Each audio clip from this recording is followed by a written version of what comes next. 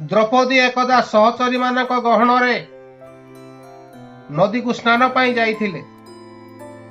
सखी सहचरी माने प्रथमे गाधोइले। तापरे द्रौपदी गाधया को जीवा समय रे से देखिले जे नदी रे को ऋषि स्नान करुछंती। से ऋषि को फेरिबा जाए अपेक्षा कले। ऋषि बहु विलंब हेले सुधा न फेरिबारु द्रौपदी जाई ऋषि को विलंबर कारण पूछा कले।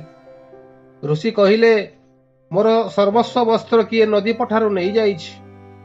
मु उलग्न होई बाहर को किपरि जीवी। एहा परर कहानी कौन हैला आज आसंतु सुनिवा मो चैनल माध्यम रे। आज्ञा, द्रौपदी तत्क्षणात निज वस्त्रु किछि भाग चिरी ऋषि पाखक फोपाड़ी देले। ताहा किंतु नदी जल रे भासी गला। द्रौपदी पुनर्बार आउ थरे निज वस्त्र चिरी किछि वस्त्र ऋषि पाखक फोपाड़िले। आज्ञा, ताहा मते ऋषि हस्ତରେ न पड़ी पानी रे भासी गला।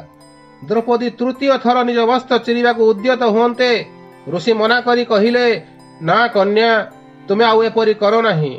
तुमे जदि एपरी आउ थरे करो ताहले निज लज्जा निवारण पई आउ तुम पाखरे वस्त्र मध्य रहिबो नाही।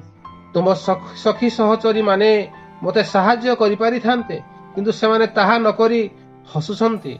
किंतु तुमे महान कन्या, मते साहाय्य करिया पई बारंबार तुम वस्त्र चिरी मते देउछ।